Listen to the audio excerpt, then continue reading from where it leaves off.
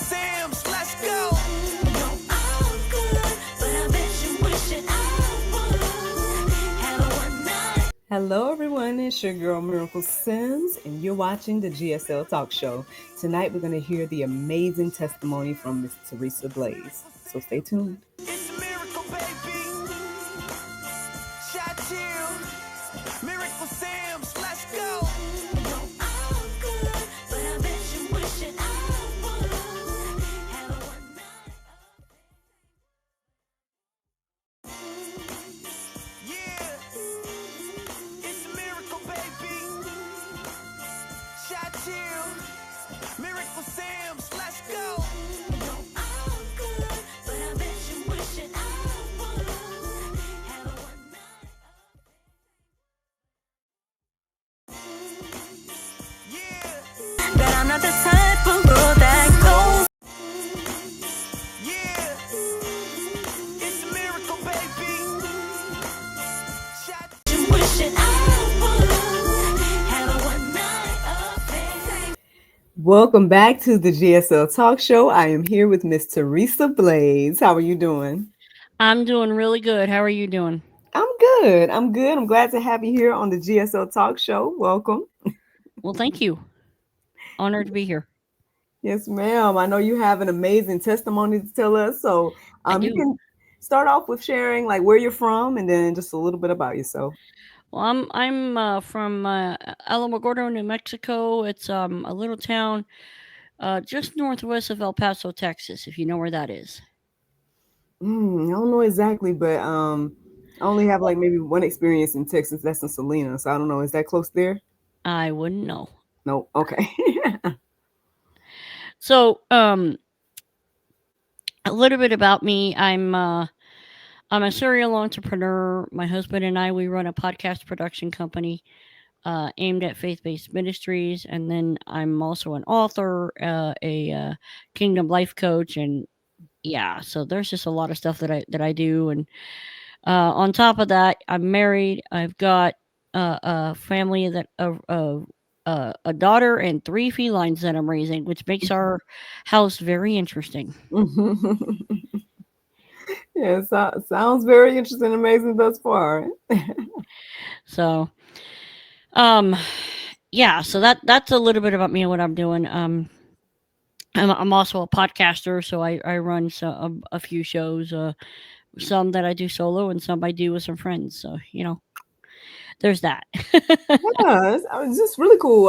So, how did you get into, or you and your husband get into the production side of things? And I love that you guys are creating faith-based content. I mean, obviously, you guys know I'm doing that in my way as well, and so Yep. it's much needed in a variety of ways. So, how did you guys get into it? And what was So back in 2019, we were praying because we had a podcast that we were trying to run, but we made the mistake of trying to target everybody, and when you target everybody, you target nobody. And so we made that mistake and we shut down that podcast and we started really praying, God, what do you want us to do? Mm, And then he gave us the word kadosh, which is Hebrew. It stands for holy, set apart, or other than. mm, And he gave us Kadosh Media. And he said, my people do not have a voice. I want you to help them share their voice. nice. That is so true. I agree with that. And so, like, we've we've had our growing pains, but we have some really cool clients that we serve, that we do podcast production, we do video editing, and then we just recently got into book publishing. Mm. Wow, that's amazing. I know I'm in that way as well. Like I guess you would say serial entrepreneurship. So I totally get it. My husband, he's more of he likes the 9 to 5 world and getting into stocks and all that type of stuff. And I've been trying to talk to him about, side hustles and things like that too. But everybody has Well, their own ways. But well, think about it this way: if he's into stocks, then he has an entrepreneurial spirit. He mm, just doesn't realize it. right.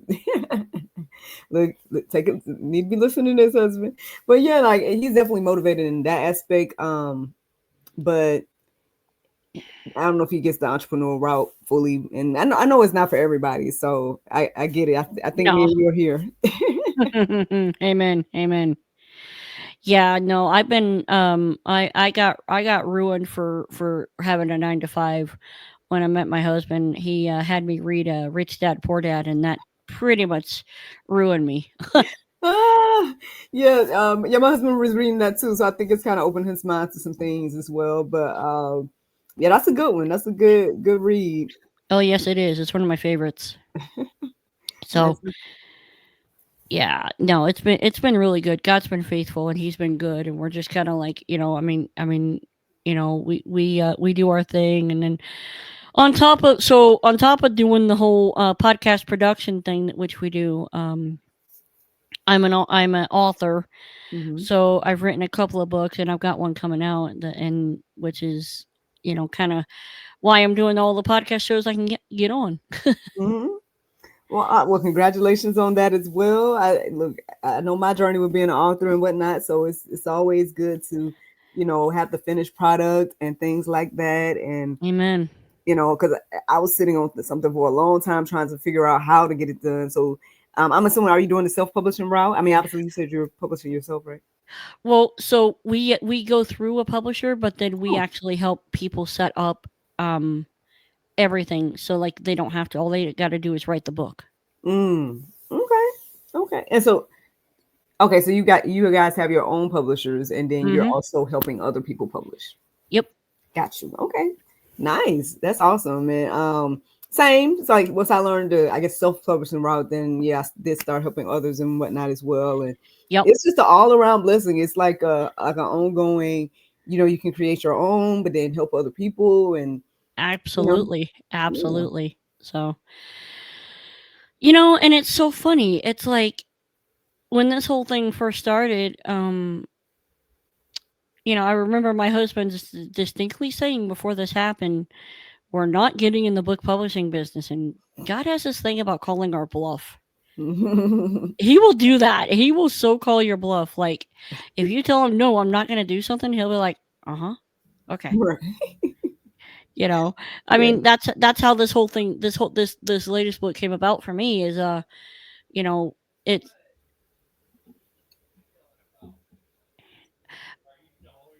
uh, oh, sorry. Hang on, pause 1 second, edit that out. I had some background noise. Give me 1 sec. Okay. My cat is literally meowing at my door. No. Okay. All right. They're gone. Okay. Three, two, one. Um, that's why, it's so funny. It's like 5 years ago, I had just come back to God after losing my mom and my sight in the same week, mm. and I walked away from God, and then God asked me to write a book, and I knew what He wanted. He wanted me to write about my early childhood, and I was like, yeah, that's funny. How about not? Yeah, we ain't touching that. And then he goes, well, if you're not ready to write a book, would you at least start a podcast? Mm. But see, I spent 4 years running away from writing the thing. Mm. And I knew that he wanted me to. And I'm like, I don't want to go there, mm. Mm-hmm. you know? Yeah. And that's why I say God will call your bluff. He'll be patient and wait. But if he wants you to do something, he'll chase after you until you do it. Yep. Yep. I think we all may have had a Jonah moment every now and then. Absolutely. Absolutely. I think I was kind of navigating one this morning. I'm like, I think I might be being called to fast real soon. I'm like, oh Lord, this is a really interesting time. Do you mean right now? When you want this to happen?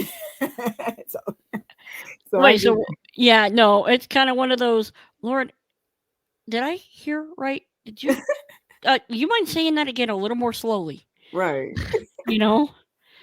Oh, so why were you running, sister? What was happening?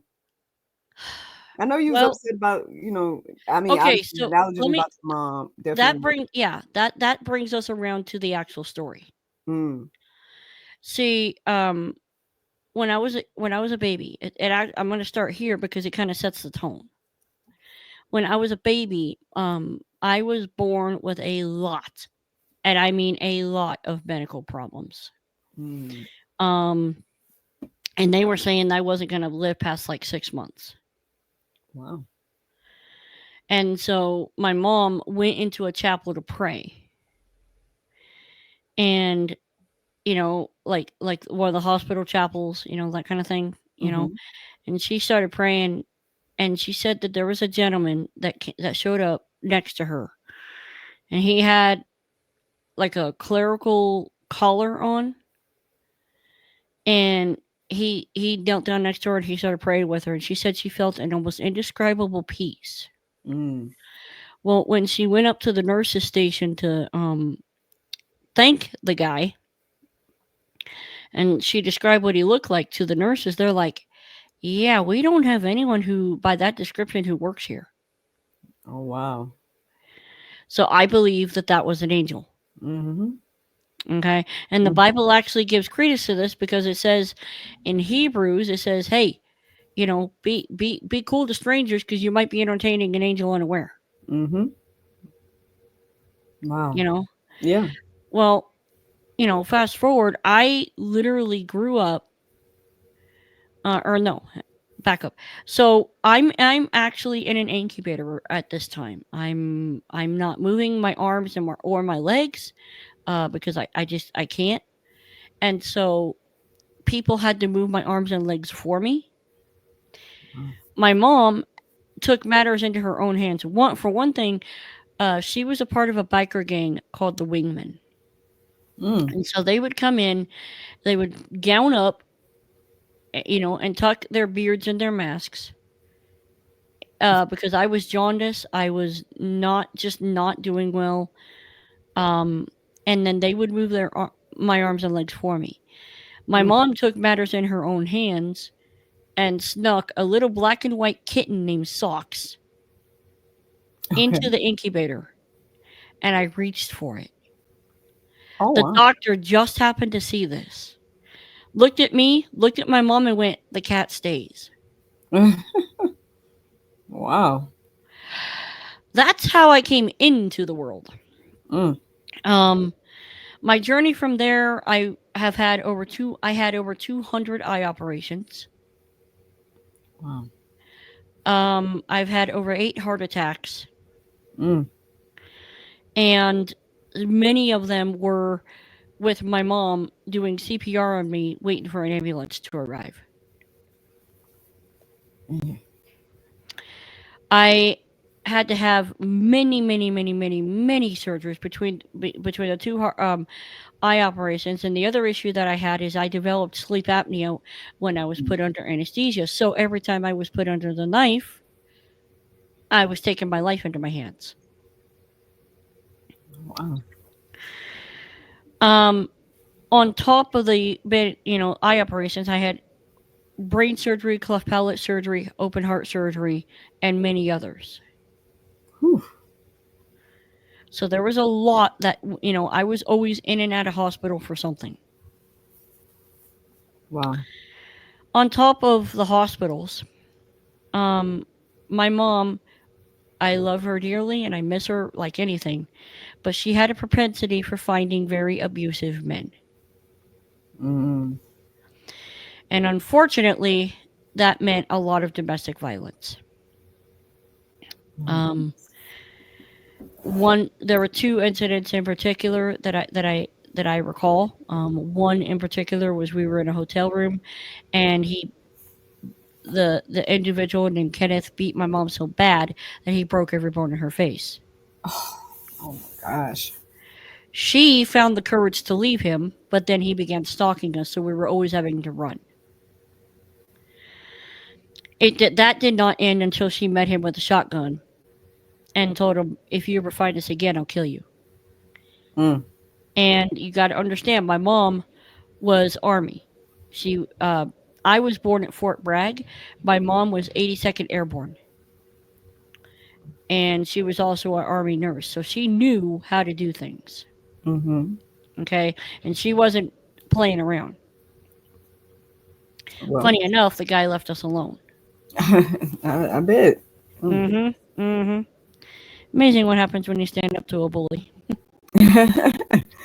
Well, shout out to mom, man, for being protective not only for herself, but her baby girl, right? Hmm.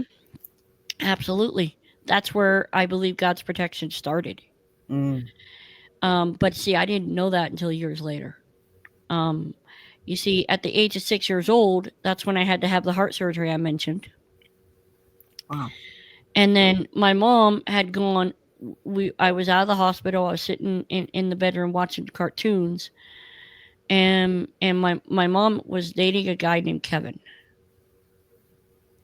and she went to the store or to go get some medicine or something because my sister Mandy was like 10 months old and she was sick. I was sitting on the bed, and Kevin was laying on the bed next to me. We were watching cartoons, and Mandy started crying. Well, he got up, grabbed her out of the crib, and threw her. What? Yeah, and I was a witness. Oh my gosh. Um, he picked her up. He had cracked her skull all the way around. He took Oh, her out of the room.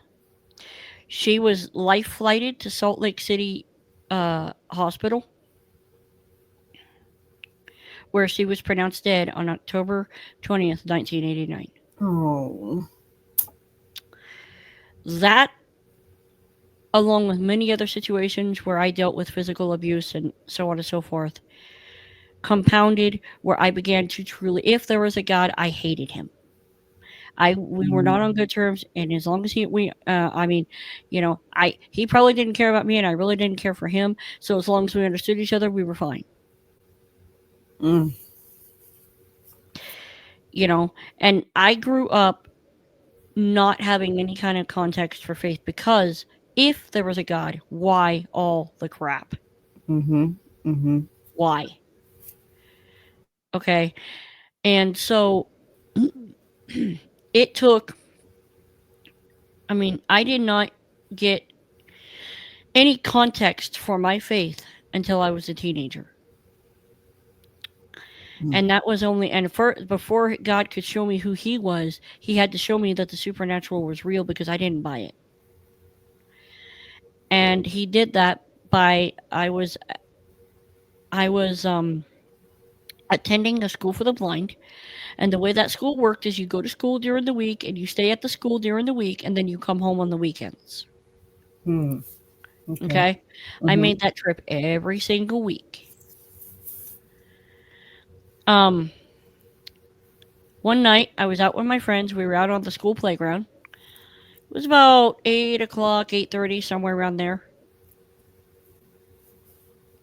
And I look over and there was a dorm light on. And the thing was that dorm shouldn't have been on because it was supposed to be empty that year. And I'm Mm, going, what's going on here? Why is this happening? And the thing you got to understand about the school is it was built on an Indian burial ground. mm, So there was always the ghost story flying about. And I'm like, yeah, sure, okay, whatever. mm-hmm.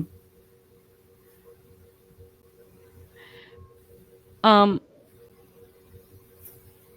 so we walk over to this light and on in the dorm, and we're standing on the porch, and we're kind of talking and trying to figure out what's going on.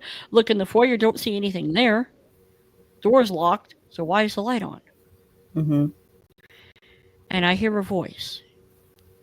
It was female, it was echoey, and it was ethereal. And it said, children. I What? looked at huh? No, no, I'm listening. I'm just like, what? Yeah, yeah, no, this really happened. And Oh, so I'm looking at my friends. I'm like, you guys just hear that? Yeah, we heard it. I can't tell. I had a shot of fear run down my spine. I'm like, I'm gone. What the heck was that? right. And I have never run so hard in my life. I see. Here's the thing.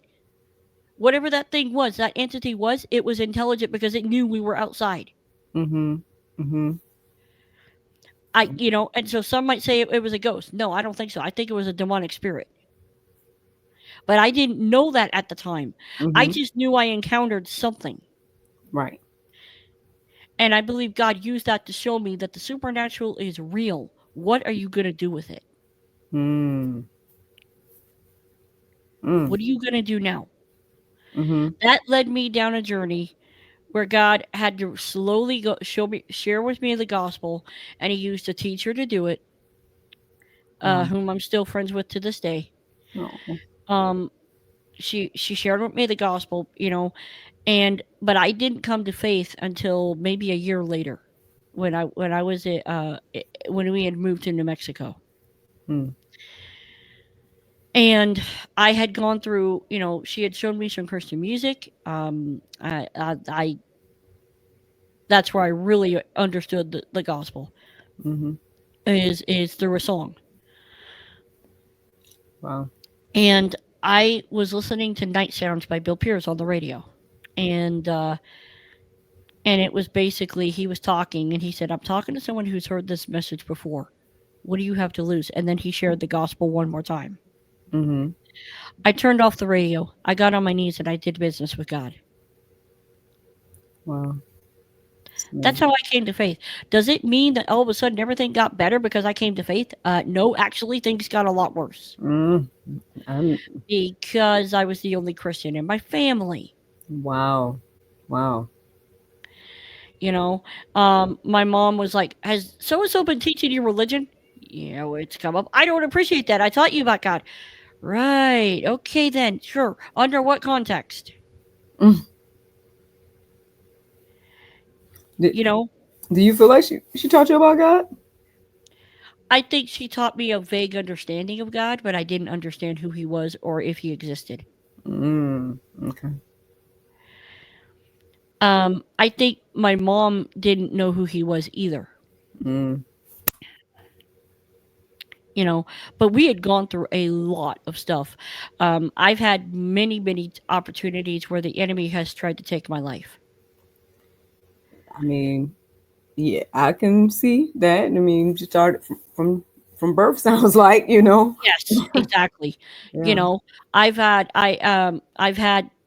uh times when, we were living up in the mountains because, mom just loved the mountains, and so we lived up in a Pepto-Bismol ugly pink house. And okay, I mean this thing was just gnarly pink. Okay. Uh-huh. Why she never painted it over, I'll never know. Well, we were coming home one night and my dog at the time was on our porch and he was freaking out and we didn't know why. He was like spinning in circles, peeing and pooing all over himself. He Mm. was freaked. And we're going, "What is wrong with you? You don't normally act that way." Right. And then we heard a scream from behind us. What? Turn around, there was a mountain lion 10 feet away from us, ready to charge. Oh, wow. My mom, I saw the cat. My mom saw the cat. My mom grabbed the dog, threw him in the house, grabbed me, got me in the house, got the door shut, and we had one of those big old solid oak doors. The Mm. cat hit the door and cracked it from top to bottom. Wow. What we Mm. found out is that she had cubs in our barn. Mm.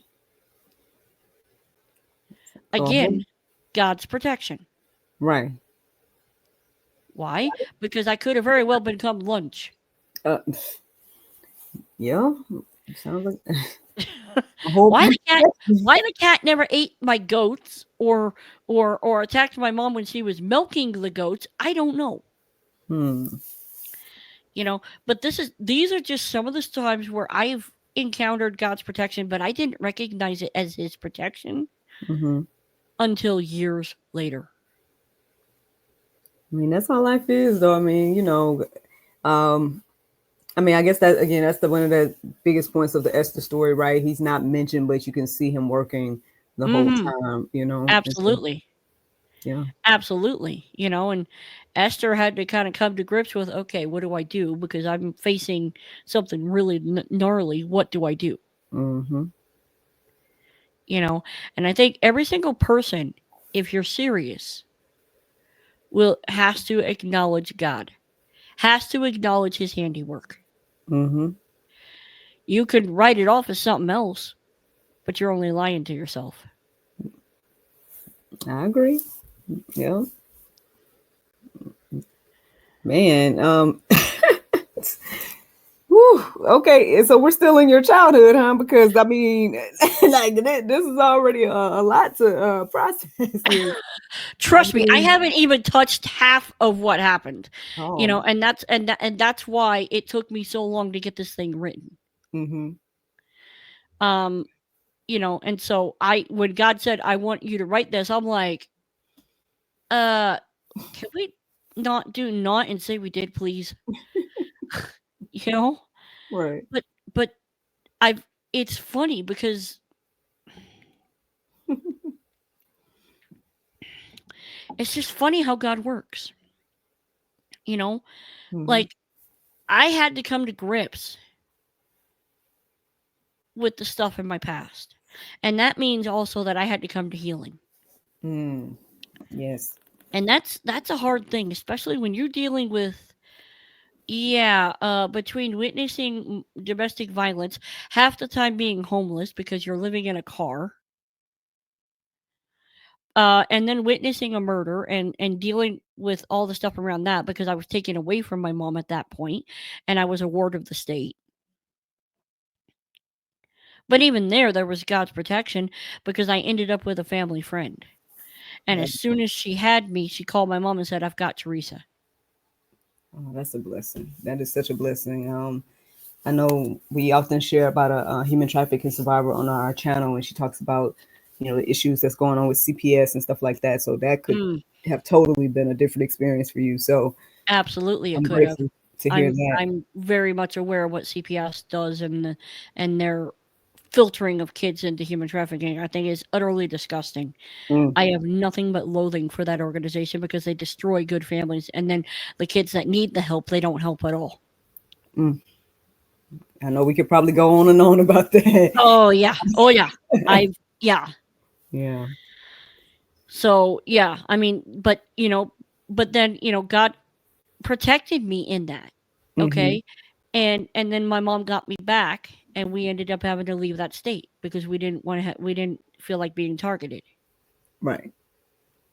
You know, and so and there are multiple situations. But again, I had to come to that place of healing. I didn't know how to process as a little 6-year-old kid. I just watched my sister be murdered. Mm. How do That's you process that? right. Right. Like where is God in that? And that's what I had to work through. Mm. Hmm. Ugh. Yeah, there's so much there because I know I often am questioning, our free will. Like I get why we need it, and I get why it's important for us to have that so we can choose to love freely. But the fact that evil things like what we've already talked about. I mean, obviously, for the gentleman, whoever he was, to make that decision to do that and ultimately kill that baby, or all the different things that happen in the world. It's like we don't deserve the free will. Like, I mean, maybe we would have been better off as just the Sims or something where he just controlled every aspect of us or something. Because Yeah, but then uh, but that really goes back to God's nature, doesn't it? right, Because he doesn't want automatons. right, right. Like he if he is love, then he wants us to love him freely. Hmm. He wants us to choose to love him. Yeah. I get Yeah. it. I get it. I just wish people would use their free will better. That's oh, trust me, I get Yeah. that totally because, I've seen the depths of evil. Mm, I know what that looks like. Um I know what it looks like to watch someone at the time a business associate and at the time family friend, but she was psychotic. I know what it's like to watch her threaten to kill her own kid and abuse her, and all you can do is go, I can't watch this anymore, and so you end up having to report her. oh, yeah. I That happened. Mm, You know, I know what that kind of stuff is like, and so you have to really wrestle with: is God good? Mm. Like, I did a podcast recently where the guy's contention is that because God did this whole flood thing in Genesis 6, and because he killed all the little babies and did all these other things, wiped out whole uh, nations, that God is a liar and evil. Hmm. And my thing is, no, he's not. We we have a sin problem, Yeah. okay? And so God is not evil. He is not the author of evil, but evil exists because we have an enemy. Mm-hmm. We have an enemy that utterly hates us. He hates anything that God created, and that means us. Yeah. Okay? And because we have an enemy, he is big. His language is lies. Yeah. Okay? When his Mm-hmm. whole language is lies, and he is so big on destruction and death, that's what he thrives on. But as a kid, I didn't have that context. Right. Yeah. I didn't know that. Mm. You know, I wouldn't come to realize that until I started seeking my own healing about 5 years ago. Wow. Because even as after I became a Christian, here's the other thing I want to talk about. Even after you become a Christian, does that mean that everything you suddenly are good and God just makes everything great? And no, you've still got some skeletons in your past. Yep. And you've got to find a place where you got to find some healing. Mm-hmm. I didn't know that. And so I never told anyone about some of the things in my past. And so I carried those things for years. Mm. That included physical abuse. That included um uh uh uh being bullied at school.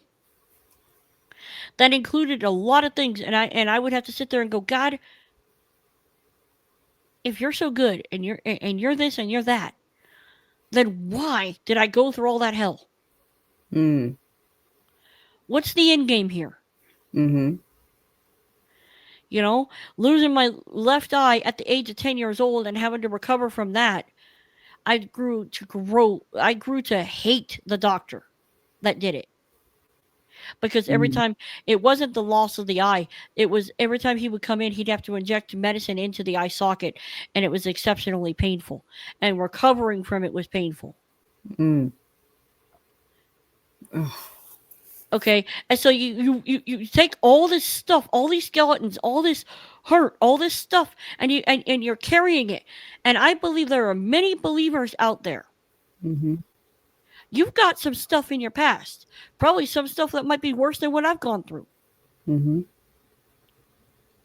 You've got some stuff in your past that you're carrying that you haven't let God into.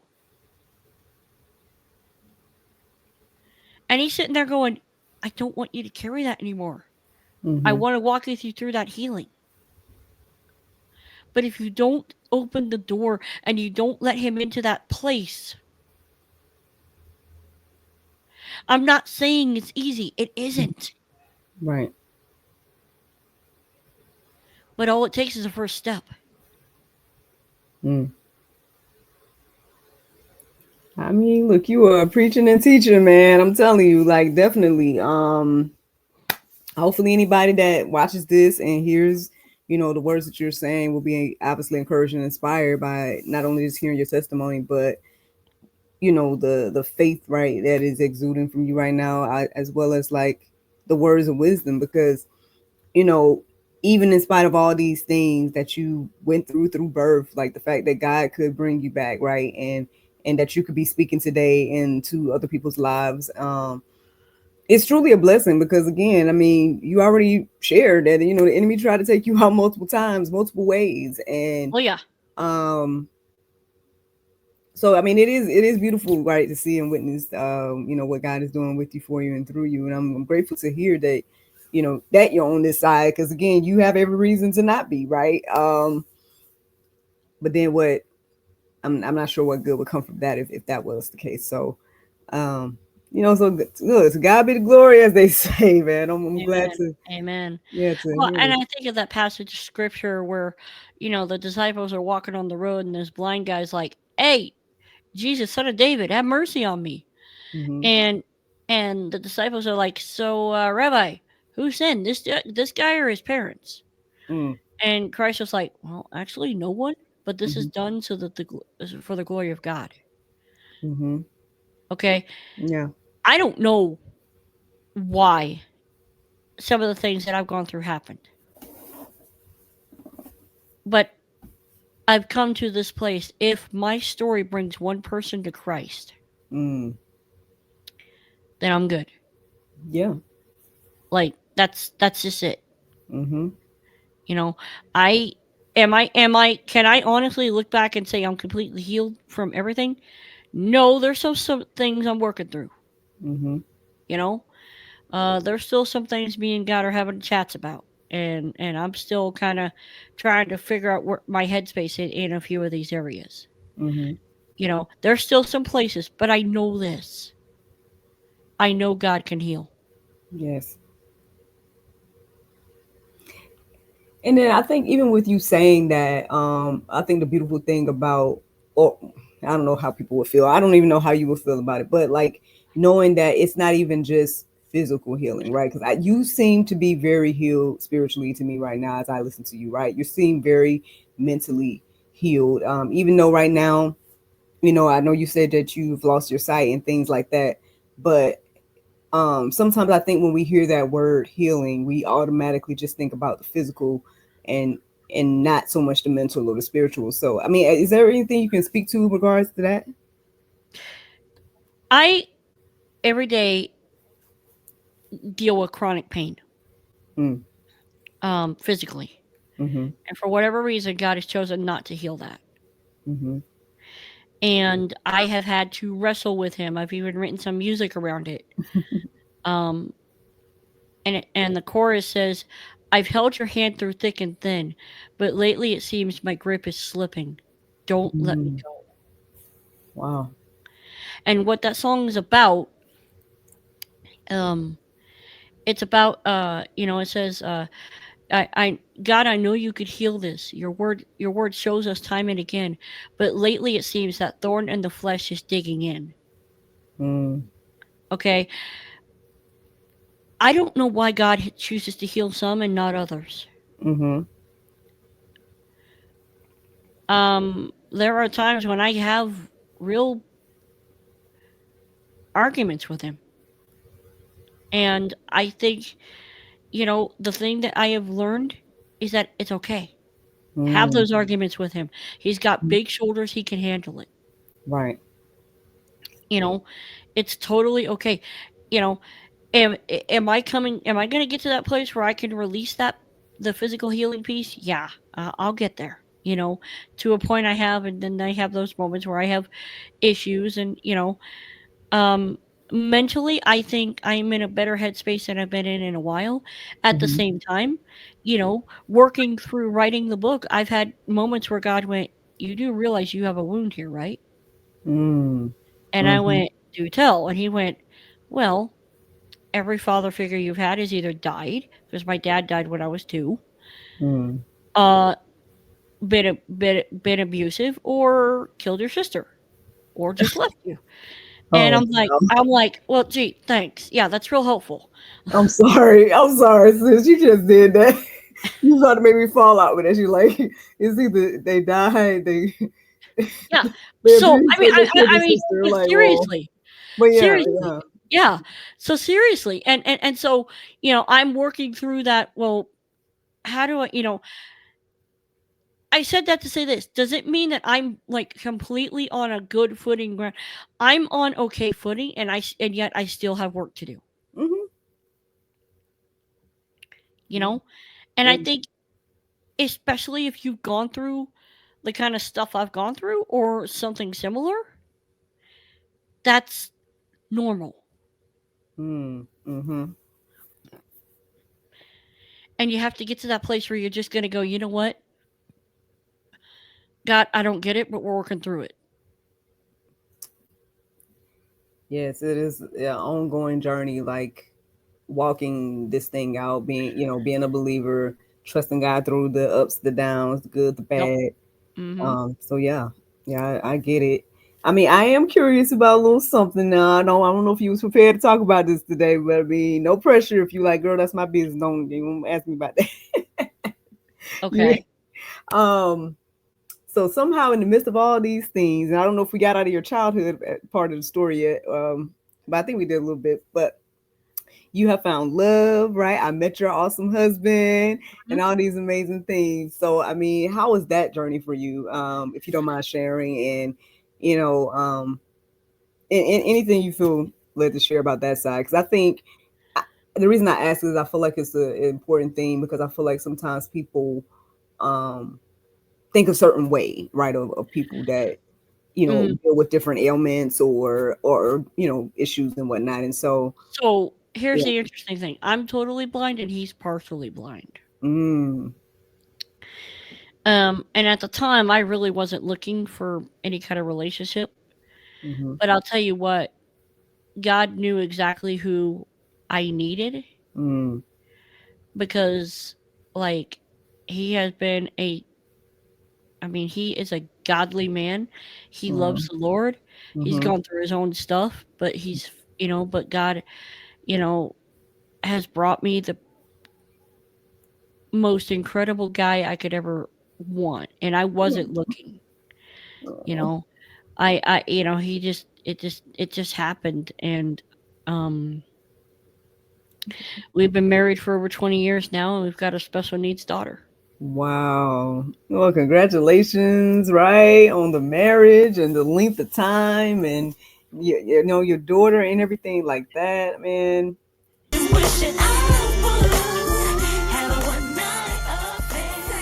Thank you so much for watching the GSL Talk Show, and thank you to Miss Teresa for joining us tonight. Don't forget to like, subscribe, and share, and check out her book, her podcast, and the rest of her endeavors. Have a good night.